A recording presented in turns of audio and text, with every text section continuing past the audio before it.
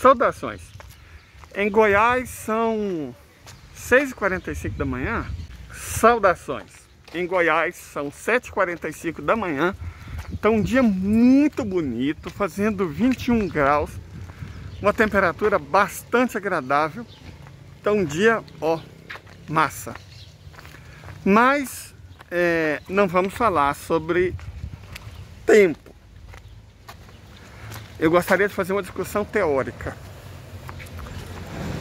Mas sem...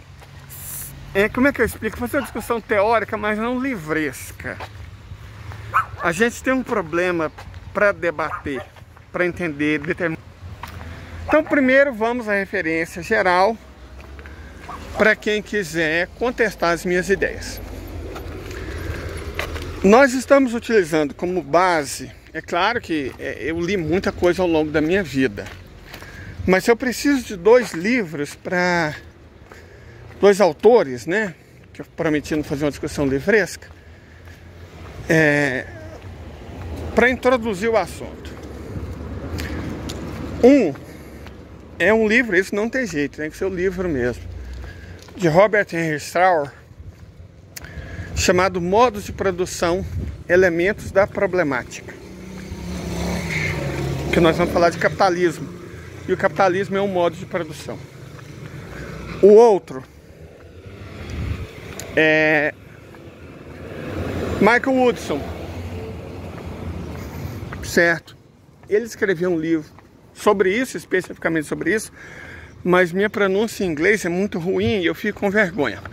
Vou deixar aí o título nos comentários. Então estamos usando Michael Woodson, no qual ele analisa o papel da dívida, e Robert Henry Strauss, no qual ele vai estar analisando o capitalismo enquanto modo de produção. Certo? A nossa tese que nós vamos defender, mas antes de nós defendermos uma tese, nós temos que comprar pão para o bando. Mas deixa eu ir lá. A tese que a gente vai defender é que o capitalismo é uma civilização erguida desde os seus primórdios na escravização, que é o roubo do resultado do trabalho do outro, e na dívida. Certo? Esses são os dois elementos básicos do capitalismo: roubo e dívida. Perfeito? Eu vou ali comprar pão e a gente continua. Compramos pão, rosca e um pão de queijo de padaria para cada membro do bando. Ok, vamos continuar. A gente está partindo dos seguintes princípios, certo? Primeiro, em relação ao modo de produção capitalista.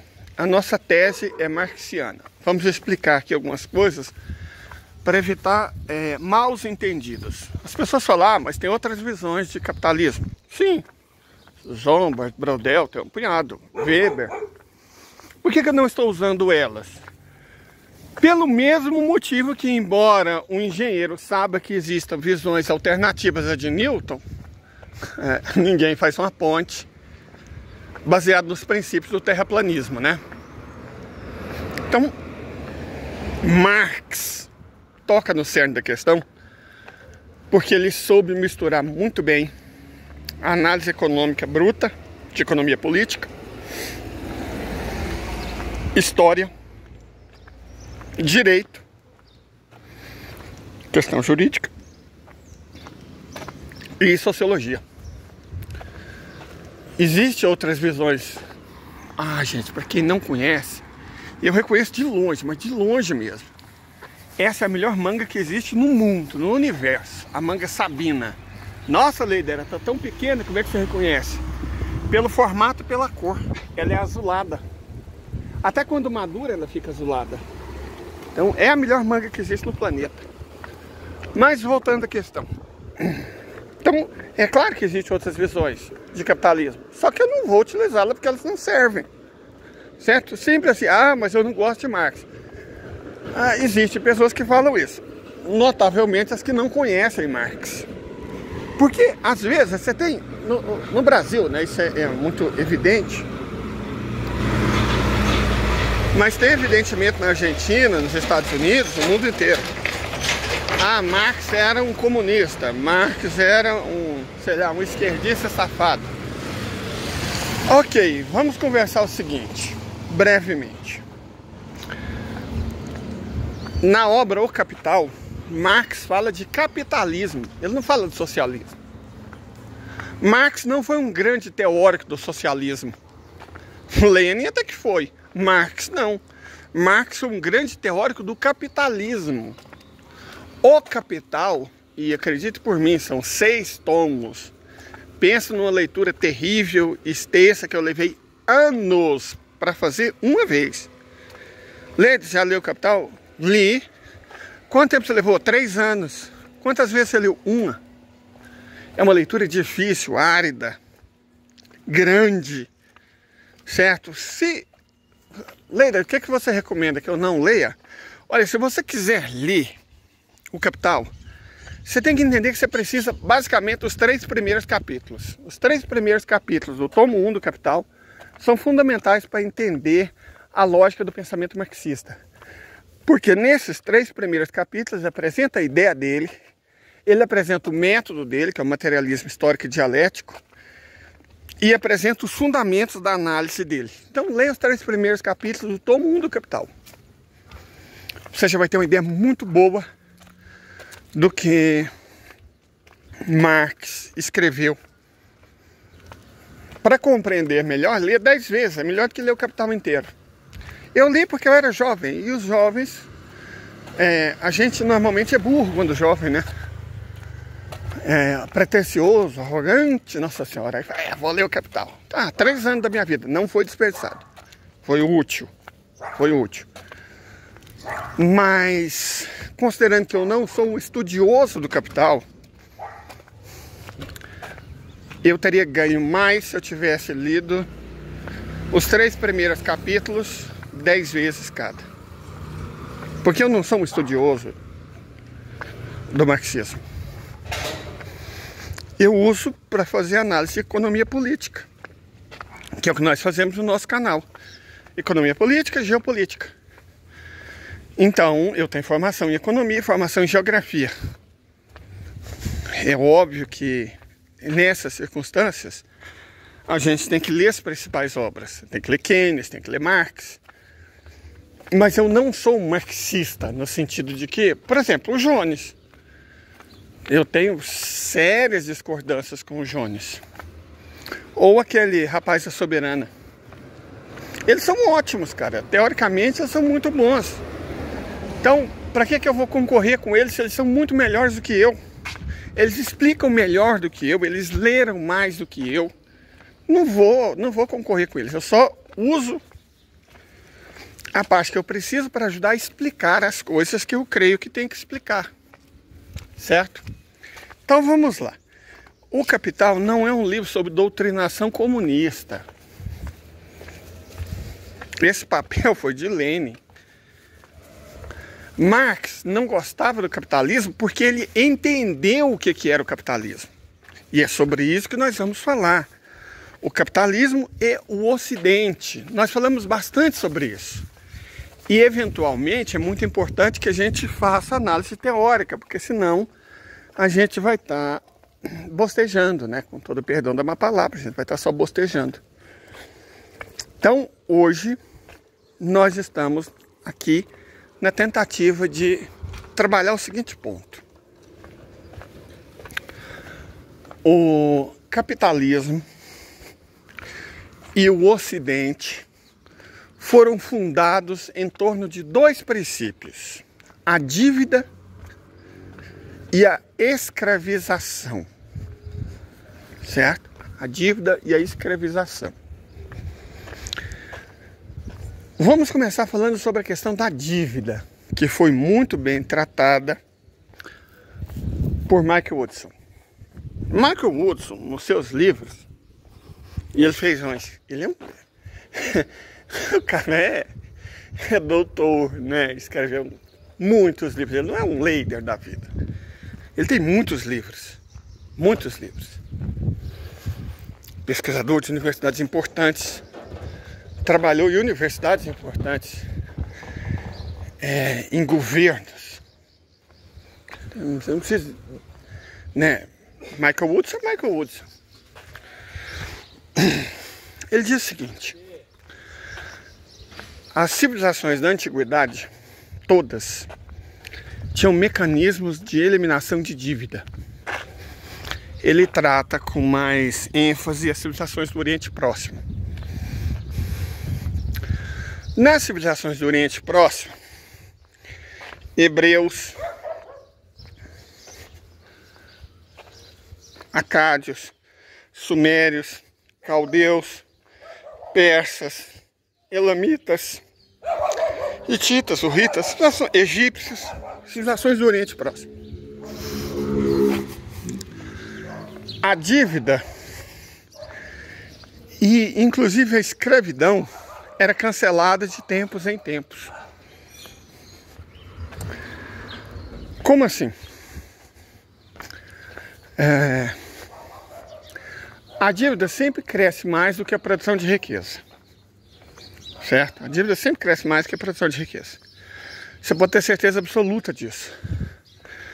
Pega dinheiro emprestado em banco que você vai entender o que eu estou falando. A dívida cresce no ritmo superior ao da produção de riqueza. Então, instintivamente,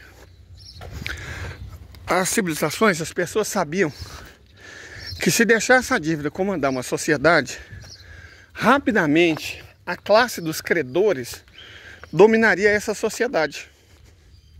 Perfeito? Então, para evitar que isso acontecesse, que os credores se transformassem no poder político dominante de uma sociedade. E por que isso era ruim? Exatamente porque eles não produzem. Eles são parasitas. É muito importante ter isso em mente. Os credores não produzem. Eles são parasitas. Eles vivem da renda extra auferida. O que é a renda extra? É exatamente a renda além da produção. E não existe nada além da produção. É um vampiro. O credor é um vampiro. Perfeito? O credor é um vampiro. Ele se alimenta do sangue de todos. Ele não produz sangue. Ele não produz nada. Ele se alimenta do sangue. Então, as sociedades perceberam, instintivamente, ou talvez através de experiências, que devem ter tido curta duração, que uma classe de credores rapidamente parasitaria toda a sociedade e impediria essa sociedade de se desenvolver. Impediria a harmonia da sociedade. Impediria a manutenção dessa sociedade. Certo? Então, a sociedade, e aí nós estamos falando no contexto primeiro do Michael Woodson, que analisou as sociedades do Oriente Próximo. Todas elas tinham mecanismos para evitar a acumulação de dívida. Sempre que se trocava de rei, um rei morreu, nasce outro rei, durante a comemoração todas as dívidas eram canceladas. Caso se obtivesse uma grande vitória, as dívidas todas eram canceladas. Canceladas, deixou de existir. Os sumérios, que é a civilização mais antiga que existe no mundo, a civilização escrita, né? A civilização que adotou a escrita mais antiga que existe no mundo. Inclusive a escrita egípcia é derivada da cuneiforme. Há pouquíssimos sistemas de escrita original no planeta, ou seja, escrita que surgiram sem influência de nenhuma outra. A chinesa surgiu sem influência de nenhuma outra. A civilização harapiana, que eles chamam de civilização do Vale do Indus, também surgiu uma escrita sem conexão com nenhuma outra. Os maias desenvolveram um sistema de escrita sem conexão com nenhum outro. E os sumérios, certo? Sumérios desenvolveu o mais antigo de todos os sistemas de escrita. Os sumérios usavam a escrita originalmente para contabilidade. Depois eles passaram a usar para outros fins. Originalmente para contabilidade. Nos tabletes de barro sumerianos, tão antigos, quando tendo 5.000 anos, você vê textualmente essa questão. A produção de cerveja era basicamente estatal, certo? A produção de cerveja era basicamente estatal. Cerveja foi fundamental para a civilização humana em virtualmente todas as civilizações do mundo, menos a chinesa. E as que vieram depois da chinesa, a japonesa, a coreana. Por quê? Porque hoje nós sabemos que a água não tratada, ela mata. Nós sabemos que um bebê que dá diarreia pode morrer em 24 horas. E nós sabemos o que causa diarreia. Água não tratada, água não fervida. Só que o conhecimento dessas bactérias específicas só aconteceu depois que Louis Pasteur provou, ó, certo? Usou o microscópio e provou que causa essas doenças são micróbios. E Louis Pasteur viveu entre o fim do século XIX e o começo do século XX. E evidentemente existiram muitos e muitas dezenas de séculos antes disso, milênios antes disso. As pessoas não sabiam que deveria ferver a água. Elas sabiam que a água de mina pura não causava mal e que águas não puras causavam mal, mas elas não entendiam por quê. Outra coisa que elas entenderam rapidamente é que a cerveja permitia que você bebesse água sem morrer. Por quê? Porque para fazer a cerveja você tem que ferver a água. Correto? Por isso, todas as civilizações do mundo que chegaram no estado de sedentarismo, ou pelo menos de semi-sedentarismo, todas, sem nenhuma exceção, todas as civilizações do mundo que chegaram pelo menos no estágio de semi-sedentarismo desenvolveram a cerveja. Vou dar exemplo dos meus próprios ancestrais, né? Minha trisavó era Guarani. Os Guaranis faziam cerveja de abacaxi. E cerveja de milho. E também minha bisavó era Cranacore, Capó do Sul. Também faziam cerveja de milho e faziam cerveja de mandioca. Minha tia-avó me ensinou a fazer essas cervejas. E nas três você tem que usar água cozida. Você tem que água fervida, né? Você ferve a mandioca. Você ferve o milho. O abacaxi não precisa ser fervido. Cerveja de abacaxi não precisa passar pelo fervimento. Se você ferve o abacaxi, você vai produzir vinagre de abacaxi. Inclusive, se alguém quiser a receita, como eu disse, eu estava até conversando com um camarada aí, eu sei muita coisa que não tem utilidade no mundo moderno. Fazer cerveja como os indígenas faziam é uma dessas habilidades que eu tenho que não me serve basicamente para nada, né? Mas eu sei, se alguém quiser. A de mandioca vocês achariam, acho que meio nojento o método. A de milho também. Mas a de abacaxi é super de boa. Tanto a cerveja quanto o vinagre. É fácil de fazer e é bastante interessante. É gostoso. Quem quiser. Mas enfim, a questão não é essa. Todas as civilizações do mundo que chegaram no nível de semi-sedentarismo desenvolveram a cerveja. Todas elas. Seja na África, seja nas Américas, seja na Ásia, seja na Europa. Desenvolveram alguma forma de cerveja ou vinho, né? Porque é uma forma de você beber água tratada. A cerveja especificamente, originalmente, ela é doce. A cerveja de milho é doce. A cerveja de mandioca é doce. A cerveja de abacaxi é doce. Então veja bem, beber cerveja era uma forma de você tomar uma água que não fazia mal, que fornecia energia, mais ou menos o mesmo tanto que um pão. Um copo de cerveja equivale à energia de um pão. Cada copo de cerveja é um pão. Então fornece energia, alimenta. E o teor alcoólico era bem mais baixo. O teor da cerveja de abacaxi mal chega a 2%. Eu fabricava bebidas na minha outra vida, alguns anos atrás, na Serra da Mantiqueira. Então eu tenho aqueles aparelhinhos de medir o teor alcoólico. Acho não. Estão guardados em casa até hoje. Um dia eu espero ter de novo a minha própria terra. Quero voltar a produzir bebida. Então tem jeito a gente medir. A cerveja de abacaxi tem menos de 2% de álcool. A cerveja de milho e a de mandioca um pouco mais, na faixa de 3%. Não chega a 3%, mas é um pouco mais. Então, dá aquele baratozinho, né? Alimenta e impede que você morra. Por que isso acontece?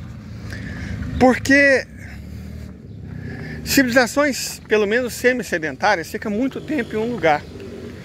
E a presença humana contamina a água. Eu não preciso dizer porquê, né? Seres humanos tendem a contaminar a água. Se eles são nômades, isso não é um problema. É só você ir atrás de fontes. Certo? Em fontes, a água é sempre limpa. Toda fonte, água, pelo menos originalmente, né? Hoje em dia não confio tanto assim não. Mas originalmente toda fonte fornecia água limpa. Então, se você é nômade, você vai atrás de fonte e bebe aquela água, sem problema. Mas se você é sedentário, você vai ficar muito tempo no lugar. Certo? E aí você vai contaminar a água e vai morrer. Então você tem que desenvolver meios para purificar a água, que é a cerveja. Mas o que isso tem a ver com o que eu estava falando? Um dos primeiros registros escritos que se tem notícia, qual foi a primeira coisa que o ser humano escreveu? Registros contábeis. Os tributos eram pagos na forma de grãos, certo? E a cerveja era feita pelo Estado. A Suméria tinha cidades-estados, né? Ur, Eridu, Lagash, Uruk, várias cidades-estados. Cada cidade-estado tinha seus próprios registros contábeis do grão que era produzido, o tributo que era devido e pago, e o Estado transformava parte desses grãos em cerveja, que era vendida aos trabalhadores, às pessoas, né? Então você comprava cerveja do Estado e anotava na colheita, porque a cerveja, gente, hoje em dia tem geladeira e tem lúpulo. A cerveja não dura muito tempo. Rapidamente ela vinagra ou apodrece, certo? Então a cerveja não é coisa que você faz e guarda, não é igual vinho. O vinho você pode guardar, a cerveja não. Cerveja, ainda mais naquelas condições, ela durava 2 dias, 3 dias no máximo. Então ela tem que ser feita diariamente. E não havia madeira, nem coisa suficiente para cada um fazer a sua cerveja todos os dias. Não funcionava. Então, o que aconteceu? O Estado fazia cerveja e distribuía aos cidadãos. Na época da colheita, as pessoas pagavam. Então, a questão era essa. Todas as pessoas tinham dívidas com o Estado. Porque a taberna, vamos dizer, era pública. Tomar cerveja, na Bíblia está referido que uma das obrigações, só você olhar lá no Levítico, uma das obrigações do fiel era entregar uma certa quantidade de cerveja ao templo. Porque as pessoas tinham que beber. Não tinha água tratada. Aí veja bem, os sumérios, sei lá, tomavam sua cerveja, porque você precisava dela para viver. Levava cerveja para sua família, sua esposa, seus filhos. Certo? E aí anotava-se o que você tinha levado. Perfeito? Você fazia uma dívida. Se houvesse uma quebra da safra, tipo, como é que eu vou pagar se eu não colhi nada? Simples, o Estado cancela a dívida. Sofremos uma invasão, tivemos problemas, o Estado cancela a dívida. Vencemos uma batalha, o Estado cancela a dívida. A Suméria era governada por sacerdotes chamados patese. Morreu um patese, assumiu um patese novo. O Estado cancela a dívida. O Estado cancelava as dívidas. Perfeito? Até a escravidão o Estado cancelava. Ah, havia escravidão entre os hebreus? Sim, é só olhar a Bíblia. Você vê essa referência no Velho Testamento. E havia escravidão também entre os egípcios, entre os sumérios, entre os acádios, entre os amoritas, os urritas, os cassitas, entre os hititas, os urritas, os elamitas, os persas, os medos, os sabeus, os axumitas, os líbios. Tinha escravidão, mas ela não era permanente. Entre os hebreus ela era cancelada de 50 em 50 anos. Certo? 50 anos a escravidão era cancelada. E o mesmo, com intervalos de tempo distintos, normalmente menores, valia para todas as outras civilizações. A escravidão era cancelada. Como a dívida era cancelada. Estão entendendo esse ponto? Tanto a escravidão quanto a dívida existiam, mas ela era cancelada de tempos em tempos. Cancelada. Você era escravo e não era mais escravo. Você tinha uma dívida, de repente não tinha dívida. Por quê? Para impedir que os senhores de escravo e que os credores se constituíssem numa classe dominante e numa classe parasita.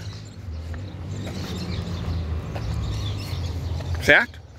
Aí você pensa, isso foi só no Oriente Próximo. Não foi. Vou dar por exemplo, que eu sei bastante, que eu estudei. Gente, pode parecer estranho, mas eu escrevo histórias no Wattpad, que ninguém lê.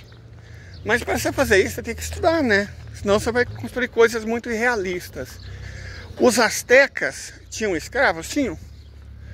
A função deles é servir a sacrifícios humanos e trabalhar, né, em algumas obras públicas. Esses escravos eram permanentes? Não, não eram permanentes. Quando eles fossem aceitos pela comunidade, eles deixavam de ser escravos. Não era, por exemplo, uma tribo dominou outra, escravizou as pessoas da outra e colocou ela para trabalhar para eles. Mas isso não era por 100 anos, nem por 10 gerações. Não. Coisa aconteceu, as pessoas eram simplesmente aceitas e deixavam de ser escravo, ou era sacrificado. Isso também é válido para os incas. A sociedade inca seria considerada hoje uma sociedade socialista. Não havia sem teto entre os incas. Não havia pessoa que passasse fome entre os incas. Se um passasse, todos passavam. Havia contabilidade, eles não tinham escrita, mas tinha um esquema interessante de quilpe, que eram os nozinhos que serviam para fazer contabilidade. Você vê, a contabilidade foi uma necessidade da história. E aí, eles anotavam que todo mundo produzia, que todo mundo devia. Se uma aldeia produzisse mais do que o esperado, ela pagava tributos extras, mas por vontade própria. Por quê? Porque ela entendia, nossa, nós demos sorte, mas e se alguém no império não deu? Esse alimento vai ser distribuído entre todos. A sociedade inca era praticamente uma sociedade socialista. Certo?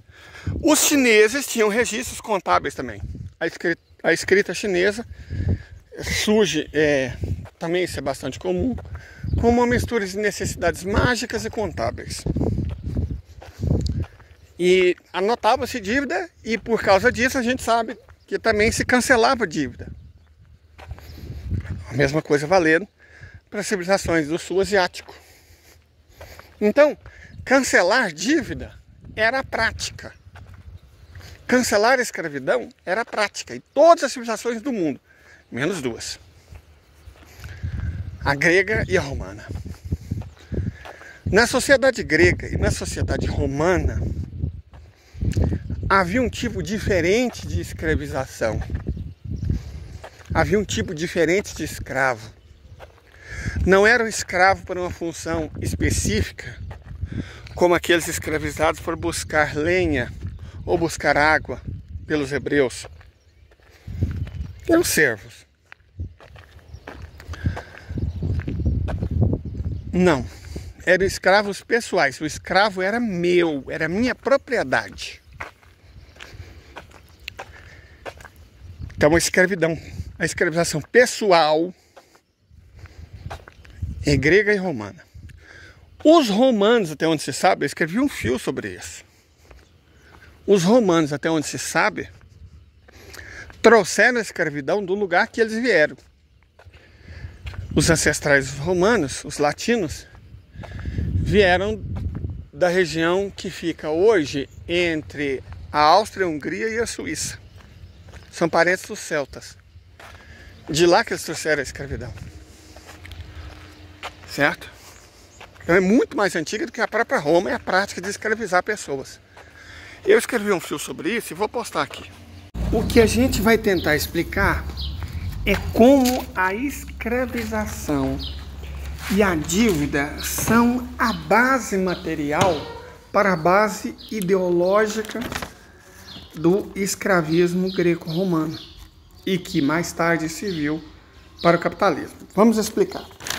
A ideia aqui é o seguinte: nós vimos que, diferente de virtualmente todas as outras civilizações da antiguidade, não havia nem em Grécia, nem em Roma, uma classe sacerdotal. Não quer dizer que não havia religião ou que não havia sacerdotes. Existiam os dois. O que não existia era uma classe sacerdotal, como existia no Egito, como existia na Suméria, como existia na Mesopotâmia, como existia entre os elamitas, certo? Não havia uma classe sacerdotal. Muito bem. Essa inexistência de classe sacerdotal está conectada às outras duas características muito interessantes da Grécia e de Roma, que foram a base ideológica da criação do Ocidente. Primeiro, a escravização pessoal e, segundo, a dívida, uma sociedade orientada para os credores da dívida. Nas outras sociedades, conforme a gente já viu, a dívida era cancelada de tempos em tempos, de ocasiões em ocasiões, exatamente para que não surgisse uma classe de parasitas que seriam os detentores da dívida, os credores. Os credores, em quaisquer sociedades, são parasitas sociais. Eles não têm utilidade nenhuma, não servem para nada, mas extraem parte da renda coletiva. Eles pegam parte da riqueza produzida por todos e ficam com ela. Evidentemente, isso a médio e longo prazo acabaria por destruir uma sociedade, embora no curto prazo enriquecesse um pequeno número de pessoas. Para evitar o surgimento dessa classe parasita, a classe sacerdotal tinha uma importância muito grande. A religião teve um papel muito importante para evitar tanto a escravização permanente quanto o favorecimento dos credores. E qual que é a utilidade da religião? Essa é a utilidade da religião em virtualmente todas as civilizações. Talvez mesmo no caso dos chineses, que era um caso sui generis. Mas vamos lá. A Grécia criou a filosofia. O que é a filosofia? É uma explicação racional da realidade. Diferente do mito, que é uma explicação simbólica da realidade. Então, uma filosofia é a explicação racional da realidade. Mas qual que é a necessidade? Exatamente pelo fato de que, A, não existia uma classe sacerdotal, e B, você tinha que justificar a escravização do homem pelo homem. Como é que você fazia isso se não tinha uma classe sacerdotal? E até por quê? Porque nenhuma religião fez isso. Ora, porque como é que você justifica para os explorados que eles estão sendo explorados, se eles são a maioria? Quando você sente ganho, os egípcios sentiam ganho, os incas sentiam ganho, os astecas sentiam ganho. Todos se sentiam protegidos de alguma forma pelo governante. Mas se você só é explorado, não tem religião que sobreviva. Perfeito? Então, não havia uma classe sacerdotal para justificar por que as pessoas eram escravas umas das outras. Por que as pessoas tinham que ficar devendo umas para as outras. Por que uns podiam roubar tudo uns dos outros. Então eles criaram uma explicação racional da realidade. A filosofia. A filosofia era praticada por 5%, por homens livres, que tinham escravos. Na verdade, se você está no cabo da enxada, você não vai filosofar. Você não vai filosofar se você está trabalhando.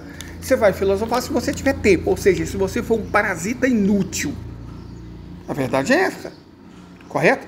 Por isso que os chineses não desenvolveram filosofia, porque eles não tinham parasitas inúteis.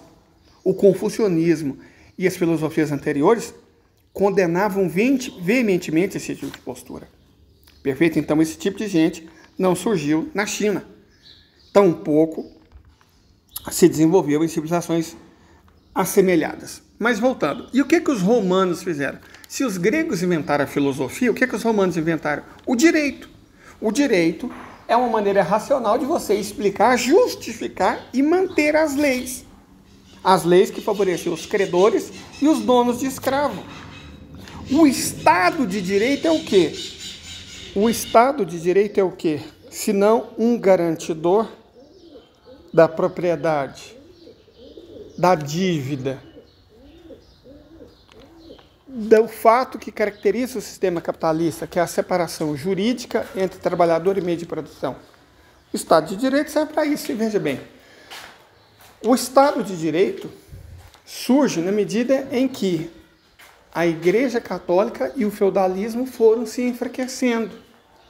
Durante o feudalismo, cessa o escravismo, cessa a escravidão. Por quê? Aparece uma classe sacerdotal. A Igreja Católica é uma classe sacerdotal. E repara bem, pouco antes do fortalecimento do capitalismo, e aí não precisa nem de Marx. Max Weber, em A Ética Protestante e o Espírito do Capitalismo, concorda com isso. Para o surgimento do capitalismo, foi muito importante aparecer o protestantismo. Porque hoje a gente tem os evangélicos, né, os pastores que ganham lá uma grana boa, mas eles não são a classe sacerdotal. Os pastores, na verdade, são donos de empreendimentos comerciais vulgares, baseados na exploração da fé das pessoas. Não chega a se constituir uma classe sacerdotal. São um grupo criminoso que pratica o comércio de almas por dinheiro. Perfeito? Então, o protestantismo abole a classe sacerdotal da Igreja Católica e favorece, com a sua ideologia, os juros, a usura, aquelas coisas que foram abolidas no feudalismo pela Igreja Católica. Tranquilo? Então, existe um link, uma ligação entre o direito, como garantidor da propriedade, garantidor da dívida, garantidor da exploração, isso num ponto de vista jurídico, né? Foi criado para isso, e a filosofia, e posteriormente ao iluminismo, a ciência, que garante a mesma coisa, só que com justificativa racional. Essas foram as criações greco-romanas para justificar a escravização. Mas você fala, o capitalismo é o trabalho assalariado. Sim, e faz todo sentido do mundo, porque o burguês explora muito mais do que o senhor de escravos. O escravo tinha que ser alimentado. O escravo tinha que ter moradia. O escravo tinha que ter roupa. O escravo custava caro. Quanto custa o trabalhador ou a trabalhadora? Você paga o salário mínimo de merda, as reformas do Temer, as reformas do FHC, as reformas do Bozo, o que for? Retirada de direito. Certo? A exploração mais absoluta do trabalhador. Ele não tem direito a nada. Você paga o salário mais baixo que você quiser. Coloca ele para trabalhar quantas horas você quiser. Está aí a Grécia, governada por um neoliberal, para provar isso. Certo? Se ele não conseguir sobreviver, azar o dele. Se ele não conseguir comer, azar o dele. Se ele não tem onde dormir, azar o dele. Se ele não tem o que vestir, problema dele. É isso que é capitalismo. Hoje trabalha-se 2 vezes mais que na época feudal. E bem mais do que na época do escravismo. Eu não sei se vocês sabem, mas no escravismo, na prática, todo mundo trabalhava meio período. Nunca se trabalhou tanto na história da humanidade do que sob o capitalismo. Por quê? Porque como o capitalista não produz nada, ele é um parasita, ele tem que tirar o dinheiro a partir do trabalho de alguém. É o trabalhador e a trabalhadora. Perfeito? É o trabalhador e a trabalhadora. É a partir do trabalho deles que o burguês rouba para si que o capitalismo se desenvolve. E precisa do Estado. E precisa da filosofia. E precisa da ciência. Perfeito? Só que essas coisas normalmente estão escamoteadas. Mas só estão escamoteadas até o momento que alguém esconde isso das pessoas. Perfeito? Então, vamos continuar. Pronto, ficou claro. Os gregos também tinham esse hábito. Escravização pessoal. Mas não era apenas a escravização pessoal. Rapidamente, os gregos e também os romanos desenvolveram uma coisa que não havia em nenhuma outra sociedade humana, até onde se sabe. Que é uma sociedade em que a dívida era orientada para favorecer o credor. A sociedade era dominada pelos credores da dívida. E é por isso que existe outra característica interessantíssima que só existe entre gregos e romanos. A inexistência de uma classe sacerdotal. Certo? Se você olha a civilização egípcia, você vai ver nas classes sociais o sacerdote. O faraó, inclusive, era Deus. Se você olha na civilização suméria, você vai ver que o sacerdote, o patese, era inclusive o chefe de Estado. Existia uma classe sacerdotal muito poderosa entre os persas, os elamitas, os caldeus, os babilônios, os cassitas, os amoritas, os assírios. Todas as sociedades havia classe sacerdotal, entre os incas, entre os astecas, entre os maias, entre os chineses. Entre os chineses, essa classe sacerdotal tinha uma função um pouco diferente, mais necessariamente administrativa, porque a religião chinesa é quase uma não religião. Então, como eles não tinham bem uma religião, eles tinham práticas religiosas, não existia bem uma classe sacerdotal. Mas os sacerdotes existiam enquanto classe na forma de administradores. Aí, essa manga aqui se chama redonda, eu também acho ela magnífica, amo manga redonda. Ela é, junto com a sabina, uma das últimas que maduram. Mas vamos voltar. Então, por conta da especificidade da religião chinesa, que é quase uma não religião, eles não tinham também uma classe sacerdotal no sentido estrito, mas tinham no sentido lato. Era dos sábios. Certo? Era dos sábios, que também exerciam a função de sacerdotes. Ou, na casa das aldeias, era praticamente o administrador. Então não é que ela não existisse, ela se diluía. E isso, repetindo, é importante destacar isso, acontece porque há especificidades muito profundas no que se chama de religião chinesa. A China nunca teve bem uma religião. E a filosofia também nunca existiu lá. Era uma mistura das duas coisas. Você não pode falar que o budismo, o confucionismo e o laoísmo são religiões. Mas elas não são bem filosofias, embora sejam filosofias, embora sejam religiões. É algo diferente. A tentativa do Ocidente de encaixar tudo nos seus próprios critérios falha quando se analisa muitas coisas da civilização chinesa. Então nós vamos dizer que o caso chinês é sui generis e vamos deixar ele de lado. Então ignore-se os chineses. Entre os indianos é tão importante que a casta principal é a Brahmani, que era o quê? Sacerdotes. Então é claro que existia uma classe sacerdotal, os Brahmanes, que era tão importante que era uma casta, um estamento. Você não entra nem sai. Agora, entre gregos e romanos não. Não existia uma classe sacerdotal. Existia pessoas que eventualmente, na época das festas, das comemorações, né, de cerimônias, faziam o papel de sacerdote. Mas essa não era a classe social deles, era a atividade. É diferente. Gregos e romanos não tinham classe sacerdotal. Inclusive porque se houvesse uma classe sacerdotal, não haveria a escravidão pessoal, nem tampouco o favorecimento do credor. Correto? São as características que marcam as duas civilizações que deram origem à civilização ocidental. Escravização pessoal. Roma caiu, gente. Roma caiu por causa disso. Roma caiu por causa de uma produtividade do trabalho muito débil. Eu sei que tem gente que gosta da teoria de eles ficaram cristãos e se perderam. Tem muito de History Channel. Eles se envenenaram com chumbo. Ah, os bárbaros. Não, gente. O que fez os romanos se perderem foi a incapacidade de conquistar novos escravos.